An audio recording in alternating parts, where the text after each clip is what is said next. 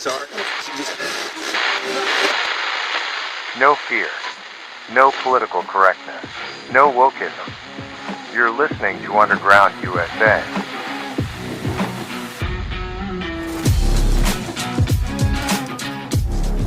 Thanks for downloading, listening, and sharing. My name is Frank Salvato. Before we get into this segment of America's Third Watch, I wanted to highlight the lead article at undergroundusa.com today, A Simple Truth That Powers Don't Want to Talk About. This has to do with an uncomfortable subject for many, black crime, and specifically black-on-black crime. As the black community celebrated the Juneteenth holiday, an all-too-common slaughter happened on the streets of our urban areas, predominantly within the black community. This outbreak of violence was in excess of the typical shooting epidemic that increases on weekends, and especially when the weather is more hospitable. This violence, which claims way too many lives annually, is the go-to form of conflict resolution among the inner-city black youth.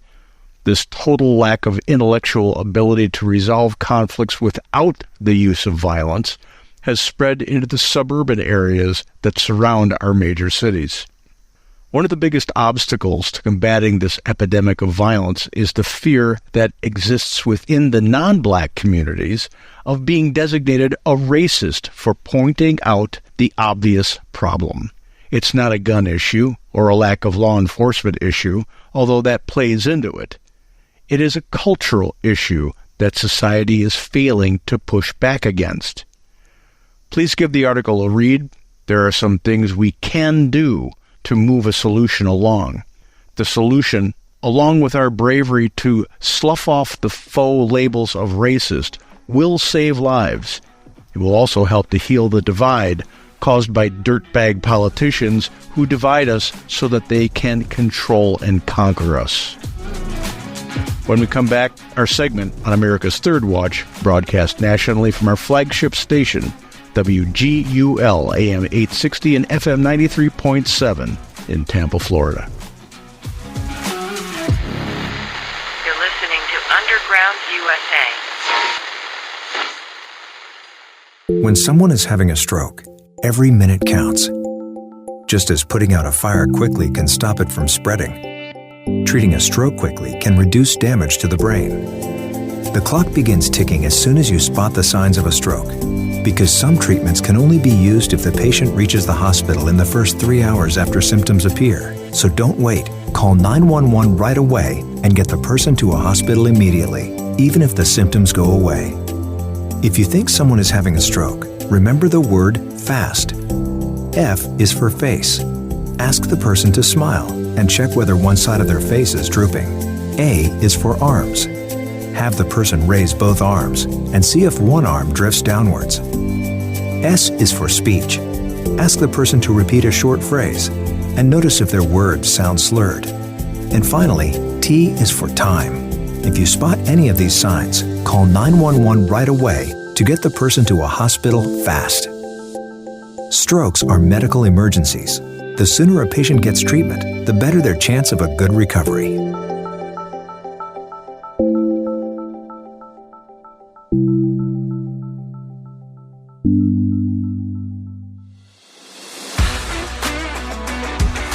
News, insight, passion. AM 930, The Answer.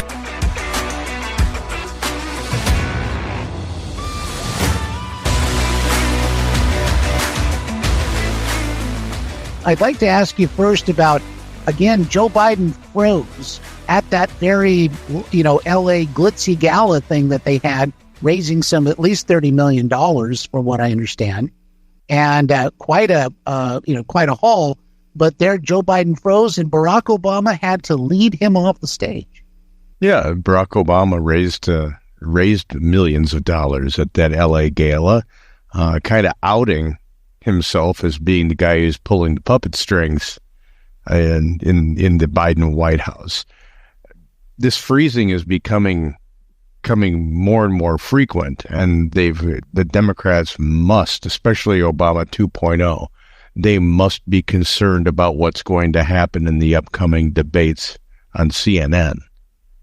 if he freezes on stage, if they don't juice him up enough and he freezes on stage, especially without notes, it's going to be just about anything but all but over for the Biden campaign. And then you would have to see what happens going into the convention, whether they turn it into a brokered convention or not.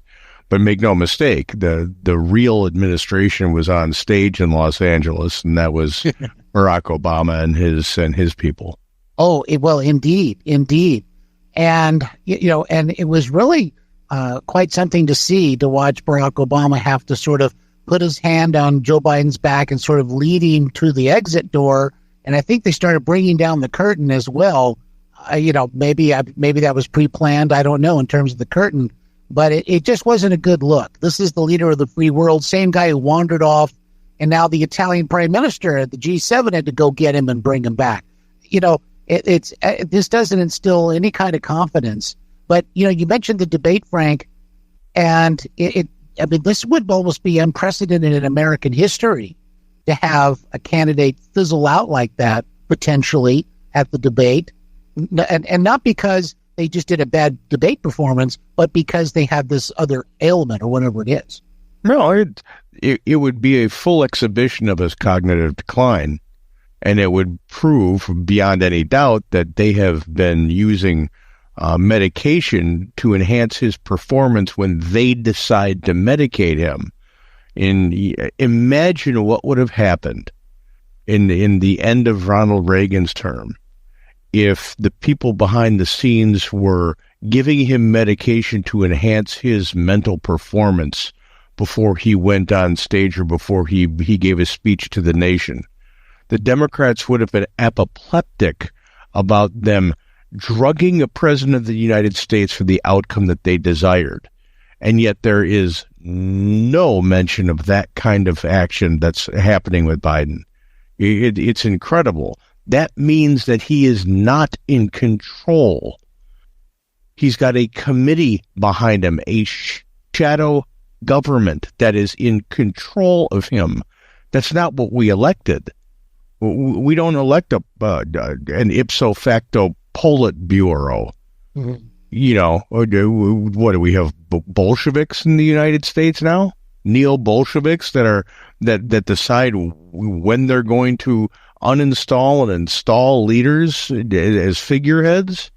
And this has to be something that we look into deeper. We have investigations for this and investigations for that. And I mean, it gets to be almost nauseating how many useless investigations are launched in this country by our federal government. Mm-hmm. This would be something that we would benefit from.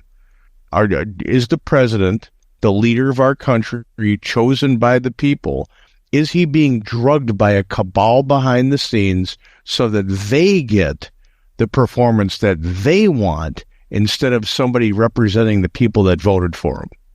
Indeed. Well, Frank, in your training as a firefighter in the fire service and going out on numerous, medical calls, I'm sure, what would you make of someone who froze like that? Is it a stroke or what's happening, do you think? Well, I've always contended from the beginning, and this happened at the end of his first campaign, that something happened. He had a CVA. Mm-hmm. that he had a stroke, and that it was a big one because it affected how he spoke, how he walked, his motor skills, his thought process. It was significant. Now with the freezing, I believe we also have an onset of dementia. Mm-hmm. Because he looks to be astounded by things that are happening in front of him, and he doesn't react correctly. Precisely. Yeah, that word astounded. That's exactly the right word. Yeah, you saw him just staring in Italy, and then again at the LA event, he was just staring in wonder. As I said, so much to talk about.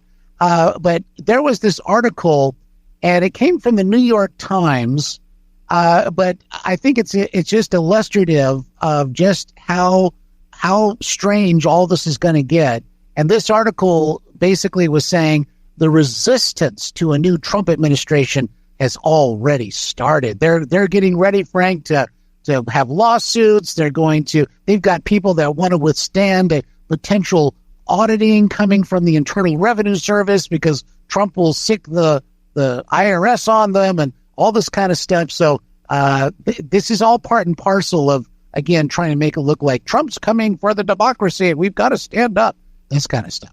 Yeah, they're trying to paint the picture that should Trump get elected, there's going to be a revenge agenda that is going to be despotic in nature, almost Castro-like, which is kind of amusing because that's all they've been doing. Right, exactly. You know, the 4 years of the Trump administration, then the entirety of the Biden tenure, they never stopped. This guy was a private citizen, and they never stopped trying to destroy and persecute this guy.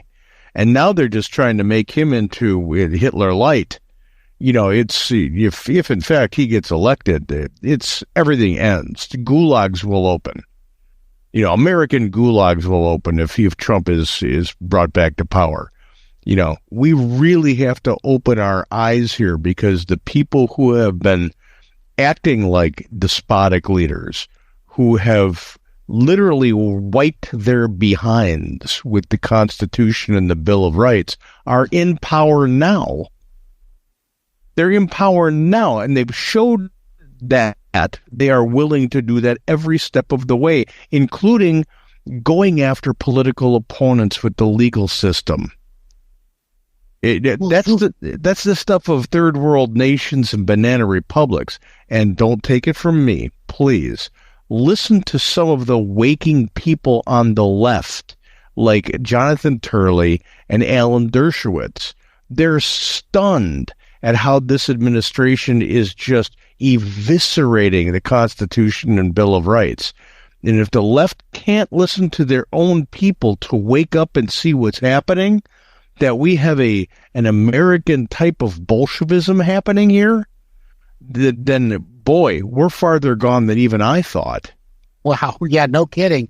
Well, last week we heard about Donnie Deutsch over at MSNBC, saying it was the Trump voters, 75 million, who were keeping him up at night, as opposed to the Iran nuclear program, all this other stuff that's happening all around the world. But it's the Trump voters. But now you got Jen Psaki over there saying that, again, Donald Trump can't just take the wrecking ball to the American democracy. He's going to need help from the people in power who don't care about anything but pleasing him. So, again, you get this sort of full court press going against the voters and anybody else who would even be part of the Trump administration. Someone has to ask Jen Psaki, what would be left to wreck? What would be left to wreck? The border's broken. The economy's broken. Our society is balkanized. The world doesn't even respect us on the world stage.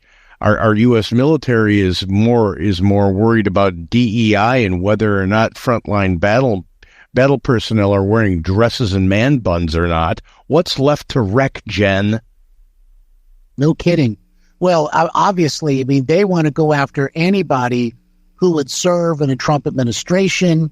I think they're trying to make people afraid or intimidated, but also, Frank, do you think that this is a tell of any kind that maybe they know that the way this is going, Trump could likely win? Or do you think it's just, again, they have no other good message, so this is it for them? Because they can't say, vote for Biden because things are great. It's as close to an admission that the Biden campaign is in trouble as you're going to get. Mm. That's what I hear when I hear the attacking. These two campaigns, there's just this night and day difference. The Biden campaign is all about fear and loathing. It's all about the doom and darkness. And when you listen to Trump, it's about what tomorrow will bring and how we can do something for the country and how the people will benefit. When you take the names away from this, when you depersonalize the campaign and you just look at the messages, the choice is abundantly clear. There's only one positive message here. The other message is dark and negative. It's the difference between capital city and District 12. Mm-hmm. I think you're right about that. Yeah. So we really have to be serious about how the choices that are coming down the pike will be handled. Do we want to see a administration that's going to look forward and try to create prosperity and opportunity? Or do we want more of the same? And more of the same, by the evidence that is shown, is destruction, a diminishing of rights every single day, and the devaluation of the U.S. dollar, whether it's in your 401k or on the world stage. So, there's got to be something incredibly wrong with what you're consuming in information if you believe more of the same is going to make you better off. Well, no, very well said indeed. And in the last several days, we've seen what happened in the UK Parliament elections, sort of a shift to the right, and this threw everything into a tizzy, and Macron in France is calling for snap elections, and all kinds of stuff is happening. But now we understand, Frank, that they've got a lot of protests going on, a lot of people marching, for example, throughout France. They're far left-wingers. They are very upset about, evidently, all this stuff happening. So even though the going to the right more in the European Parliament was kind of a harbinger of what might happen here in our election, do you think that we're going to see, massive upheaval as a result of any kind of Trump victory here, or as a result of a Trump victory? Without doubt. When Marxists don't get their way, they tend to protest loudly. Now, because the media is part of that Marxist disgruntledness, it gets amplified. You didn't hear a whole heck of a lot about the farmers over in Europe who turned out en masse in every capital over there saying the EU policies towards creating food for people to eat are draconian and totalitarian, and we won't have it. That's what pretty much swung the election over there. And that and the incredibly stupid immigration policies. Both of those things are happening here in the United States, by the way. Right, exactly. If the collective isn't happy, then they take to the streets and scream, and the media covers it because they believe in the collective message of the Marxist, proletariat. So here, if Trump wins and we decide to pull back from the Marxist policies, yes, the very far left, that same 29.7% who thinks Biden's doing a great job, their voices will be amplified by the leftist media in this country to portray that number as larger than it is. It's not. It's all deception. Mm-hmm. And that's what we need to remember. When you hear these protests about Trump, it's that really loudmouth, belligerent 29.7%. I mean, we literally are trying to ferret out what's happening, and especially when it comes to this messaging that we hear from the far left, the Democrat Party elite. That's what they rely on. They certainly can't rely on results. No. Listen, what you hear on this program, don't take it as gospel. And when you listen to MSNBC or CNN, they want you to just eat what you hear, consume it, hook, line, and sinker. Don't question it. Question everything you hear on this program and verify it for yourself. Like Reagan said, trust but verify. Indeed. Because when you explore it for yourself, not only does it validate what we're saying, but you learn more. You learn for yourself things that would interest you, the minutia of the issues that we can't cover here because of time constraints. When you start reading more and listening to longer podcasts and things like that, you learn more, you become a much more educated voter. I had somebody, and I know he's not a regular reader, write to me the other day and said, "Boy, what you say is really true, but it's really long. Could you make it shorter?" And I said, "No." I said, if you want to become educated on something, you must carve out the time to sit down and consume the information. We don't live by tweet. If our society, and it's dangerously close to this, if we just start living by social media chunks of information, we're going to be the stupidest electorate in the history of man. You've got to take the time to educate yourself on the issues. It's not that hard in the age of information. On the weekends or in the evenings, carve out some time. You don't need to watch the manufactured, preconceived, regurgitated sitcom again. Right. Well said. Yeah. This is the reality show that matters in life, real life. So consume something that actually will make a difference going forward, because the days of being educated by the sitcom kings of Los Angeles and New York need to be over. Exactly right. Well, let's head over to the telephone lines. We got Anthony giving us a call this morning. Good morning, Anthony. You're on with Frank. Good morning. I hear a lot of sympathy being thrown at Biden because of his condition. But in that same token, then I would have to show sympathy to Pinochet, who pretty much overthrew and murdered Allende. And Pinochet suffered from dementia. Yet, are we willing to excuse him? Though he didn't personally kill anybody, or he did advocate and did give the orders to have his opponents murdered.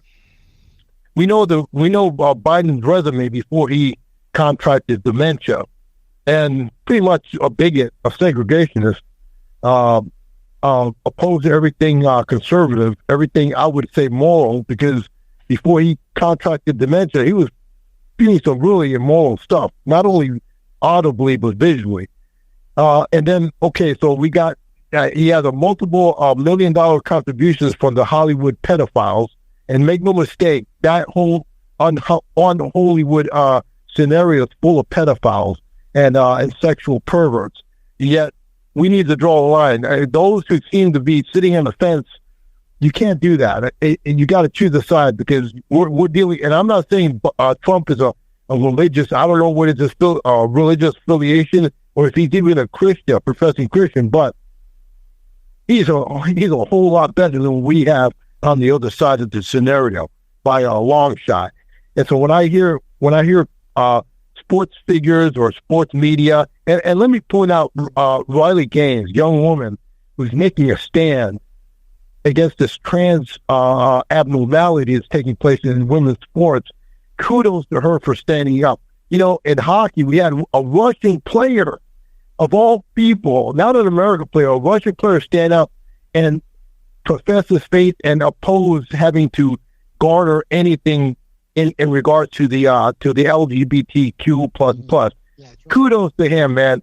So I mean, those who profess to be godly, who say they're God inspired or God whatever, you need to choose the side. So thank you very much. Thank you, Anthony. We appreciate the call. All right, Frank, what do you think? And then we got one more caller as well. Well, the larger point to be taken away from what Anthony said was that I don't have sympathy for Joe Biden. I have contempt for the people behind him who are handling him, because they're abusing the man. Joe Biden has no political worth to me, because I don't agree with anything that he stands for. Anthony's correct. When you look at his record going back to his early days in the Senate, the man's horrible. He's a far leftist, and he's a liar. He flip-flops with the polls just for political opportunism. That's not what we need leading the country today. But I don't have sympathy for the man. I have contempt for the handlers that are using a puppet to mask an administration that refused to leave Washington after the Obama administration. They accused Trump, remember at the end of his term? Oh, he won't leave office. Oh, yeah. Well, they did that. They didn't leave office. They stayed in Washington threw a wrench into the Trump administration, and they've been puppeteering the Biden administration the entire time. Yeah, ever since. Exactly. Well, let's head over to the next telephone line here. We got Backgammon Bob's got a question and or comment for you this morning, Frank. Good morning, Backgammon Bob. A little bit of both. Mark Levin said Biden is in stage 5 dementia, according to a schedule that he was reading off of Sanjay Gupta's definitions of it. And I'm wondering also, who are they going to substitute for Biden? Because I just don't believe he's going to go the distance and make it. And aside from that, Saudi Arabia is now going off the dollar standard for oil. And if the United States, that's going to affect the dollar pretty adversely, isn't it? And the last thing I wanted to ask Kyle was this. Is it all right to call him on the Markowski segment? Sometimes I'd like to ask him a question. All right, that's it. All right, thanks a lot. Thanks, Backgammon Bob. Or what do you think, Frank? Well, let me address the Saudi Arabia dollar thing. This is something that's scheduled. The von Mises Institute, which is a conservative libertarian economic outlet, pointed out quite starkly that this is not something we should be surprised about, because this agreement has come to a time, its time has lapsed.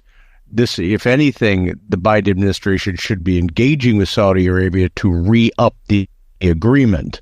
But Saudi Arabia has been using other currencies to do oil transactions when it comes to individual companies or countries for a while. As far as Biden's stage 5, yeah, I concur with Levin. It's noticeable, and anybody who doesn't notice it isn't looking.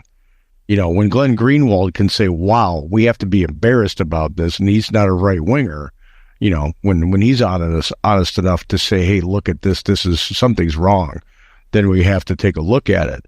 If they jettison Biden, they're just going to go with Harris and then watch for Gavin Newsom to be called up in the vice presidential role. They'll figure out a way to get rid of Harris once the election's over. Yeah, they'll figure out a way, and like I said. Yeah, and then Newsom will be the guy, which is who they would really want, but they can't run because the guy's an idiot and he wouldn't be able to win a national election. You know, the French Laundry is in his background. The economy of California, I believe now $67 billion in deficit just for the year, just for the upcoming budget. His proposed spending, $67 billion in arrears. You know, we can't do that on the national stage, but that's who they'd love to have.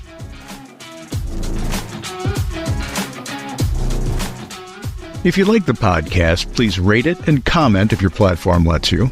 Go over to undergroundusa.com and subscribe to the Substack, and pick up your copy of Nullification, available on Amazon. But more importantly, talk to your friends, family, colleagues, and acquaintances about politics and religion. Do it calmly and employ facts over emotion. You'll be surprised how much you have in common with a great many of those you talk to. It's something we can all do to preserve the Republic.